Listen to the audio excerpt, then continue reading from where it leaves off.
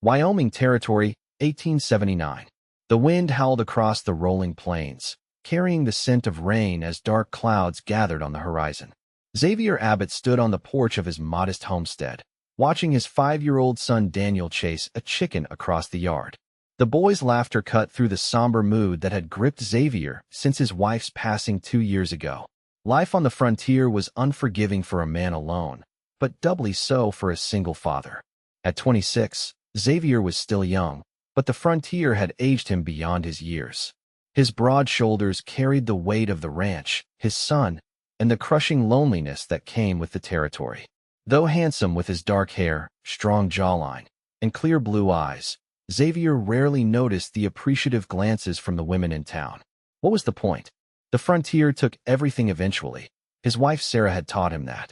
Love was a luxury a man couldn't afford out here. Survival was what mattered. Pa, look what I caught. Daniel held up the flustered hen, beaming with pride. Xavier managed to smile. Good job, son. Now let her go before she pecks you to death. The boy released the bird and ran to his father, who scooped him up in strong arms.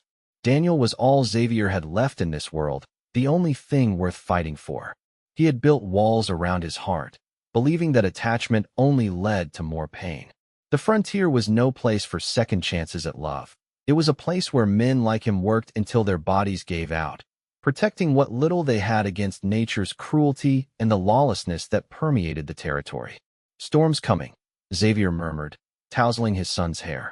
Better get the animals secured. As they walked toward the barn, Xavier spotted a figure in the distance, moving slowly along the road that passed their property. He squinted against the fading light. A woman, hunched against the wind, pulling a small handcart. Who's that, Pa? Daniel asked, pointing. Don't know. Stay close.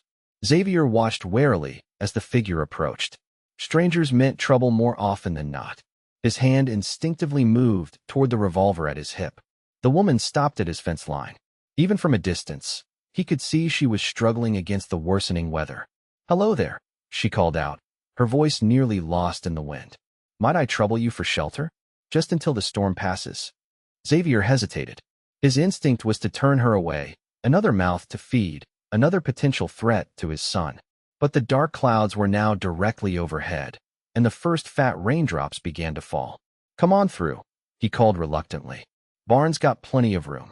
As she drew closer, Xavier was surprised.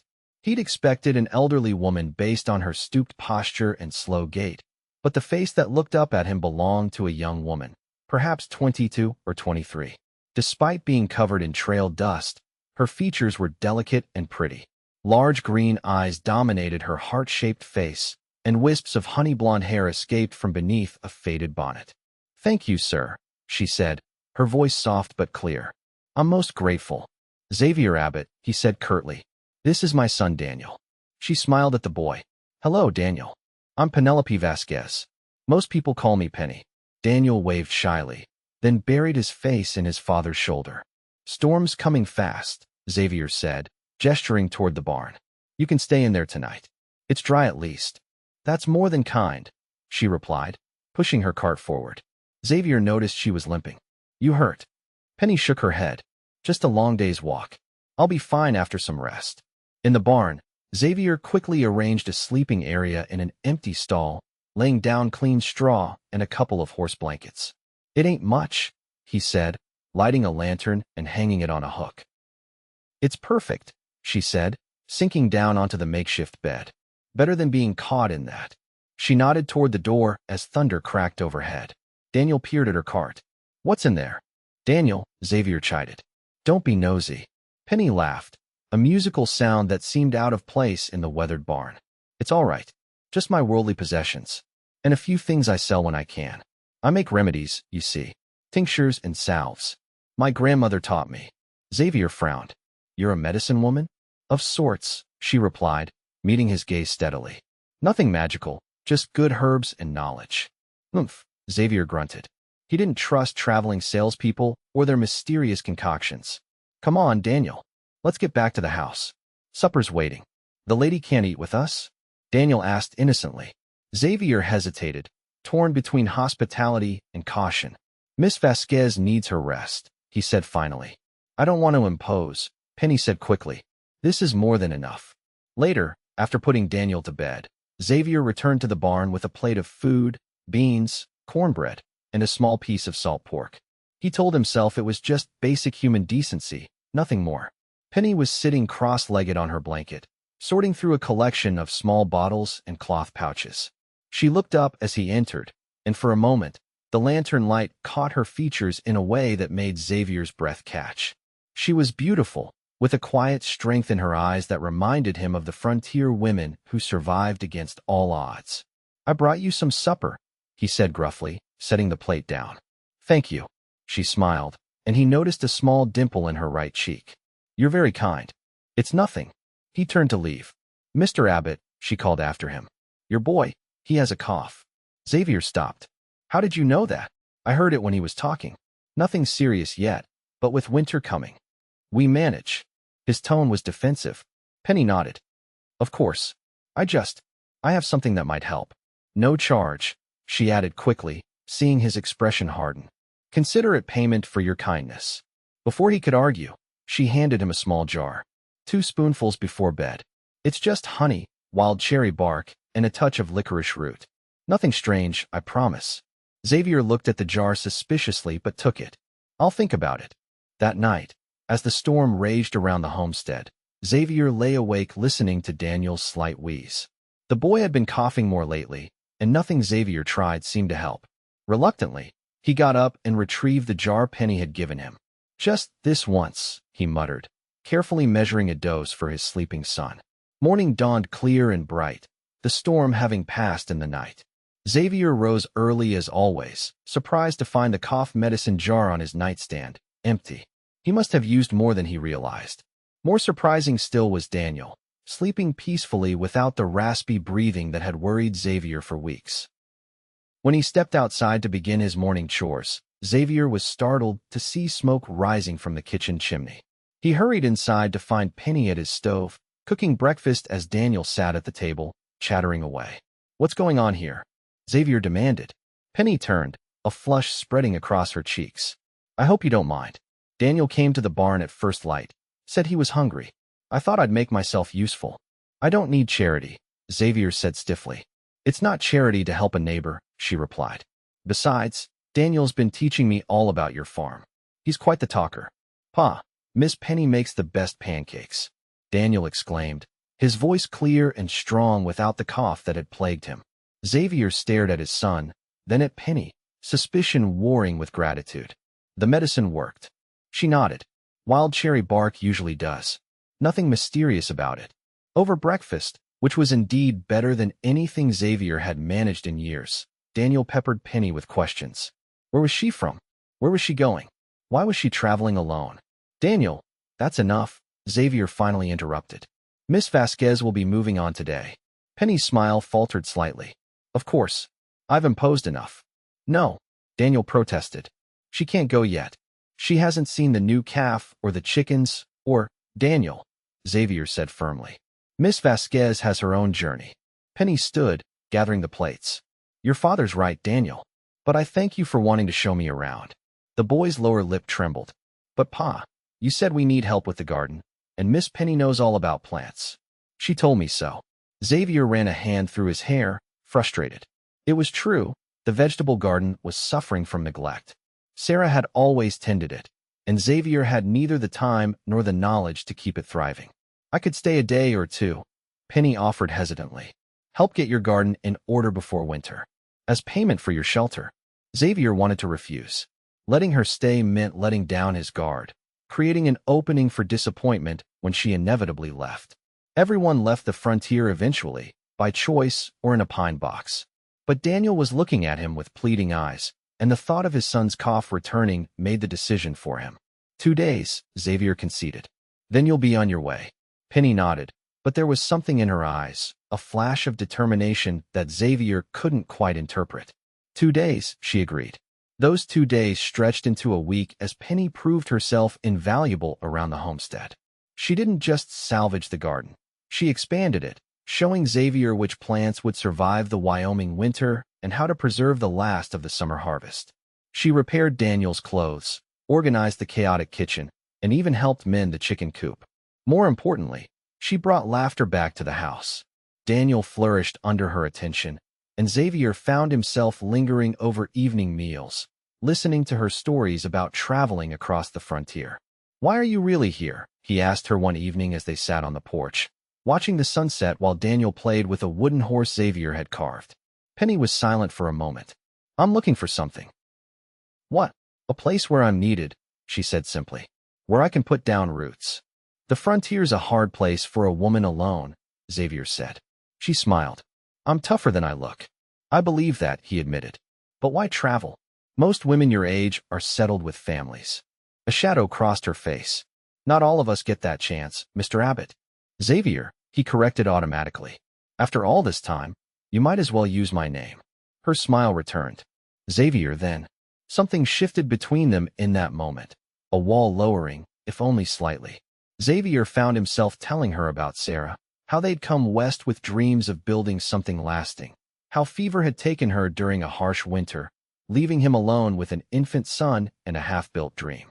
"She sounds wonderful," Penny said softly. She was. Xavier gazed at the darkening landscape. "The frontier doesn't care about dreams, though. It just takes and takes." Penny laid her hand on his arm, the touch light but startling. "It gives, too. Look at this land, this sky. Look at your son." Xavier met her gaze, struck by the certainty in her green eyes. "You're an optimist, Miss Vasquez." "Penny," she corrected with that dimpled smile. "And yes, I suppose I am." The next morning, Xavier woke to find Penny already in the kitchen, packing her few belongings into her cart. "You're leaving," he said, surprised by the disappointment that tightened his chest. "It's been more than 2 days," she replied, not meeting his eyes. "You've been more than generous." Daniel came running in, his face falling when he saw the packed cart. "You can't go?" "Pa, tell her she can't go." Xavier knelt beside his son. "Miss Penny has her own path, son. We need to respect that. But she belongs here," Daniel insisted, tears welling in his eyes. "She makes the coughing medicine, and she knows how to fix the garden, and she makes you smile, Pa. You never smiled before." Xavier felt heat rise in his face. "Daniel, that's enough." Penny knelt beside them, her own eyes suspiciously bright. "Daniel, sweet boy, I have to go. There are other people who need medicine too." "We need you more," the boy said stubbornly. Xavier stood abruptly. "I have work to do. Safe travels, Miss Vasquez." He strode out, unable to watch her leave, unwilling to examine why it hurt so much. Hours later, as Xavier was mending a fence line, he saw riders approaching, 3 men, moving fast. His instincts prickled. No one came out this way unless they had specific business. As they drew closer, Xavier recognized the leader, Curtis Holloway, a local rancher with a reputation for expanding his holdings through intimidation. "Abbott," Holloway called, reining in his horse.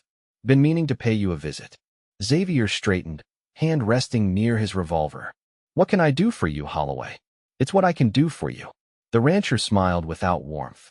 "I'm buying up this valley, offering fair prices to folks like yourself who haven't got the manpower to make a real go of it." "I'm not selling," Xavier said flatly.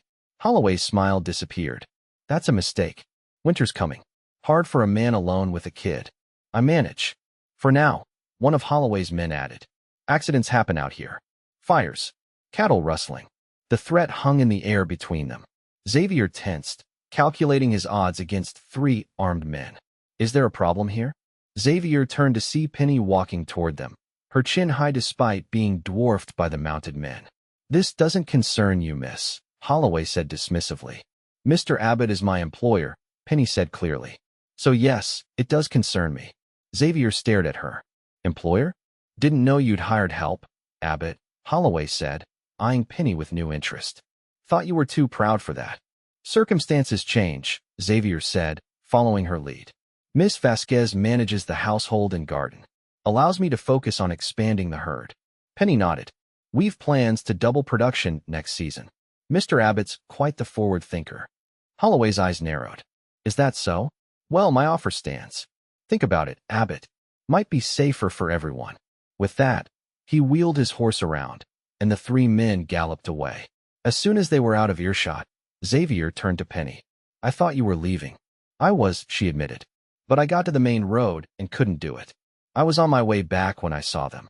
She hesitated. "Who are they?" "Trouble," Xavier said grimly. "Holloway's been buying up small ranches for years. Those who don't sell tend to have problems. He threatened you. It's the way of things out here." Xavier studied her face. "Why did you come back?" Penny looked away. "I don't know. I just couldn't leave you. Either of you." The admission hung between them, fragile and momentous. Xavier felt something crack in the wall he'd built around his heart. "You don't even know us," he said, his voice low. "I know enough," she replied. "I know Daniel needs someone who understands his curious mind. I know this land has potential that's being wasted because you're stretched too thin. And I know," she took a breath, "I know you're a good man carrying too heavy a burden alone." Xavier stepped closer. "The frontier breaks people, Penny. It broke me when Sarah died." "You're not broken," she said fiercely. "Wounded, maybe, but not broken." Before he could respond, Daniel's voice called from the house. "Pa, Miss Penny, I found something in the cellar." The moment shattered, but something had fundamentally changed. That evening, Xavier asked Penny to stay, properly this time, as a paid housekeeper and helper. She accepted with a smile that warmed him to his core. Over the following weeks, the homestead transformed under Penny's influence. The house became a home again, filled with the smells of baking bread and the sound of Daniel's laughter. She taught the boy his letters and numbers each evening, showed Xavier how to preserve vegetables for winter, and even assisted with the livestock when needed. But it wasn't all peaceful. Twice, Xavier found fences cut and cattle wandering. Once, their well was tampered with. Holloway's warnings were becoming reality. "We should report this to the marshal," Penny insisted after finding a dead calf near the creek. "And say what? We have no proof." Xavier ran a hand over his face. "Besides, Holloway's friendly with the marshal." "Then what do we do?" "I don't know," Xavier admitted. "But I won't let him drive us off." The situation came to a head one October afternoon when Xavier returned from town to find Holloway's men at his house. Penny stood on the porch, Daniel behind her, as the three men lounged on horseback. "There he is," one of them called as Xavier rode up. "Tell your woman to be more hospitable, Abbott. We just came to deliver a message." Xavier dismounted, rage boiling through him. "Get off my property." "Holloway's getting impatient," the lead writer said. "Says to tell you he's raising his offer, for now. Next week, it drops back down." "And I told you," Penny said clearly, "Mr. Abbott isn't interested in selling. At any price." The man sneered. "No one asked you, sweetheart." Xavier stepped between them. "You've delivered your message. Now leave." "Or what?" The man laughed, drawing his pistol. "You'll make us? One man against three?" "Two," Penny said, stepping forward with Xavier's shotgun in her hands. "And I know how to use this." The men's laughter died as she calmly leveled the weapon. "The next one who threatens this family gets a belly full of buckshot." For a tense moment, no one moved. Then the leader holstered his pistol. "This isn't over, Abbott. Holloway always gets what he wants." They turned their horses and rode away, dust billowing in their wake. As soon as they were gone, Penny's hands began to shake. Xavier took the shotgun from her and set it aside, then did something he hadn't planned. He pulled her into his arms. "That was either the bravest or the most foolish thing I've ever seen," he murmured into her hair. Penny clutched the front of his shirt. "They scared Daniel. I couldn't let them." Xavier pulled back slightly to look at her. "You called us a family." Her cheeks flushed. I didn't mean to presume." "No," he said softly. "I liked it." That night, after Daniel was asleep, they sat before the fire planning their next move.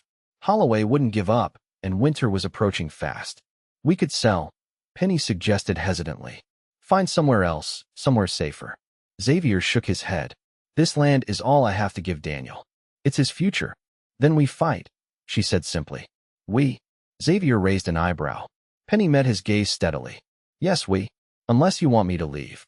"No," he said quickly, surprising himself with his vehemence. "I don't want that at all." Something shifted in the air between them. Xavier found himself looking at her lips, wondering how they would feel against his own. Penny seemed to lean toward him, her eyes darkening. A sudden pounding on the door shattered the moment. Xavier jumped up, grabbing his revolver. "Abbott," a voice called. "Open up. It's Marshal Thomas."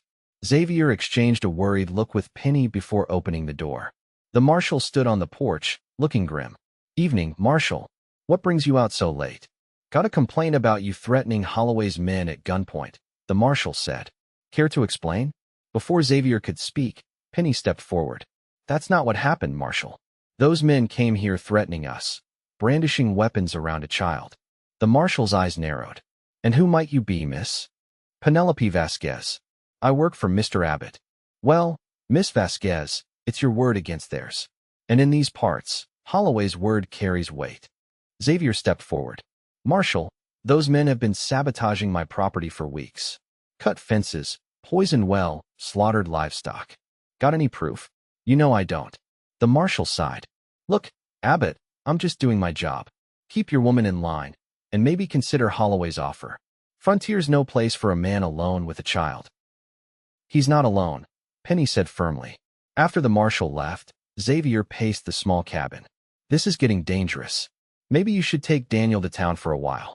And leave you here? Absolutely not. Penny caught his arm. Xavier, we need help. Real help. There's no one. Holloway's got everyone scared or bought. Penny bit her lip. There might be someone. But it would mean revealing something I haven't told you. Xavier stilled. What? She took a deep breath. I'm not just a traveling medicine woman. My full name is Penelope Vasquez Thornton. My late husband was Judge Edward Thornton of the Wyoming Territorial Court. Xavier stared at her in disbelief. You're a judge's widow? She nodded. Edward died last year.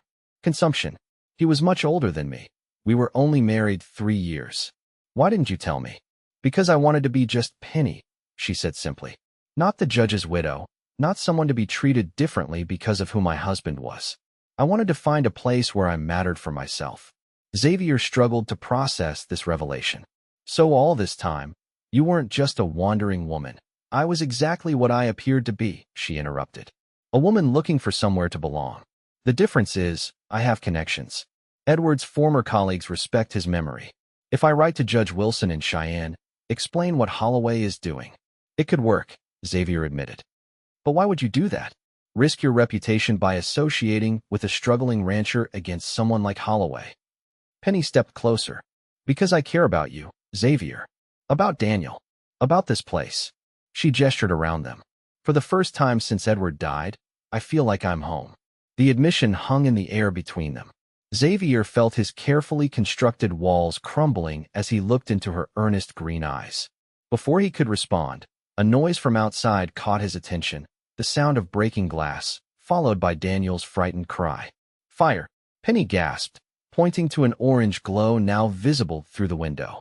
They rushed to Daniel's room to find a burning torch had been thrown through the window, flames already catching on the curtains. Xavier grabbed his son while Penny snatched a quilt, beating at the flames. Get Daniel out, she shouted. I'll handle this. Xavier hesitated only a moment before rushing his son outside. As he set Daniel down safely, he heard hoofbeats retreating into the night. Holloway's men, he muttered, then turned back to help Penny. Together, they managed to extinguish the fire before it spread beyond Daniel's room, but the message was clear. Holloway was escalating his tactics. That night, after reassuring a frightened Daniel and setting up a makeshift bed for him in the main room, Xavier found Penny at the kitchen table writing furiously by lamplight. Letter to Judge Wilson? He asked, sitting across from her. She nodded without looking up. I'm also writing to the territorial governor. Edward saved his son's life once. He owes me a favor. Xavier watched her determined expression, the way her honey-blonde hair fell across her face as she wrote. In that moment, he realized he'd fallen in love with her.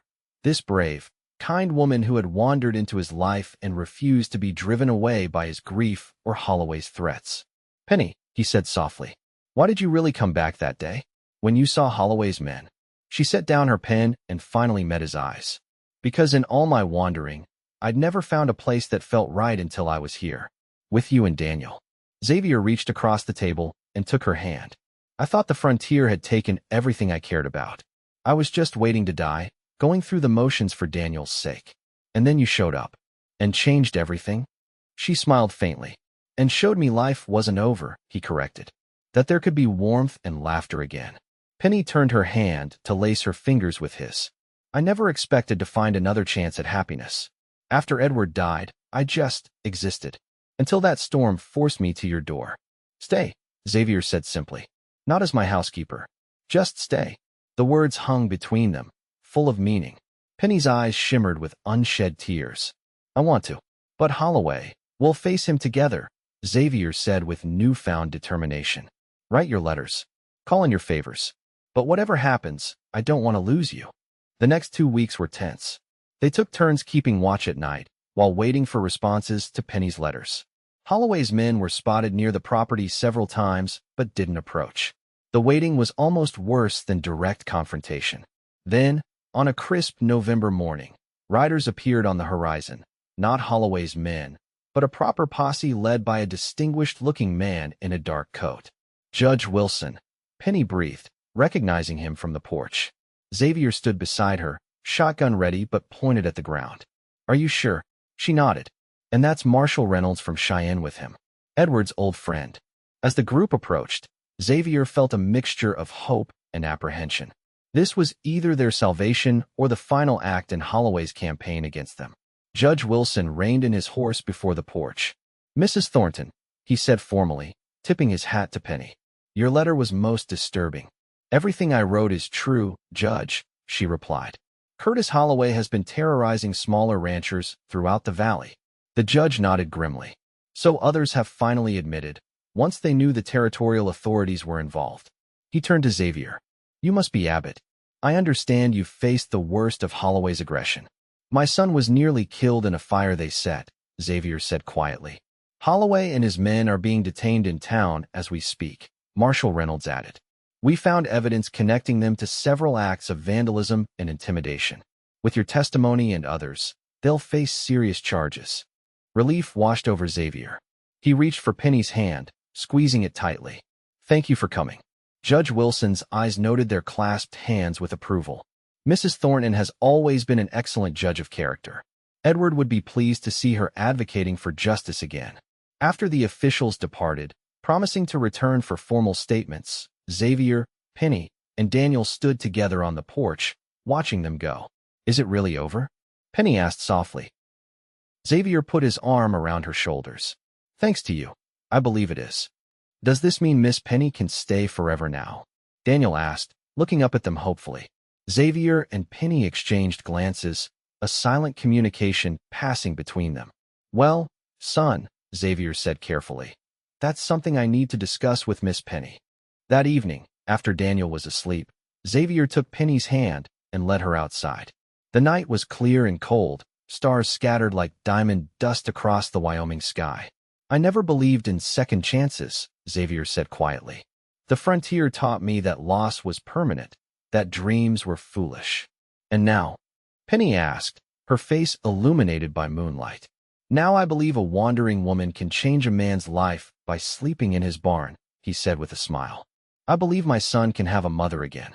And I believe I can love someone without fearing the frontier will take her away. Tears glistened in Penny's eyes. Are you asking me to stay, Xavier Abbott? I'm asking you to marry me, he said, taking both her hands in his.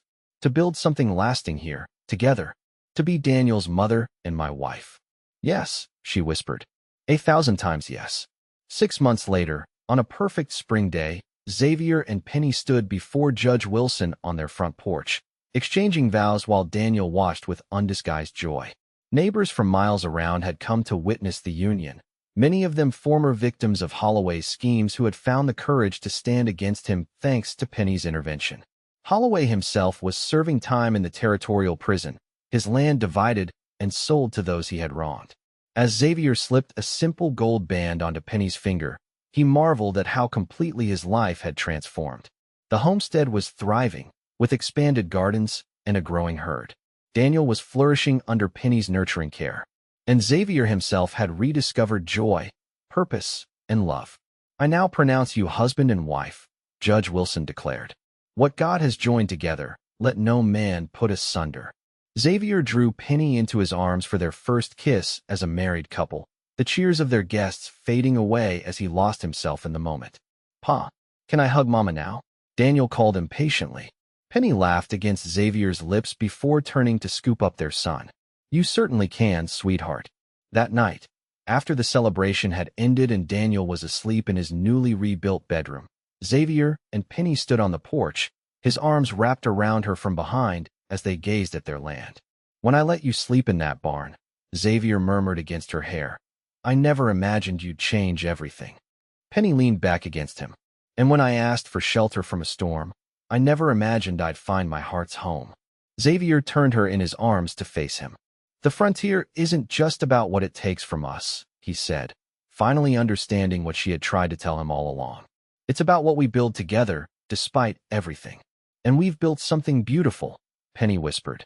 As Xavier kissed his wife under the vast Wyoming sky, he knew with absolute certainty that love could not only survive the harsh frontier, it could transform it into something miraculous.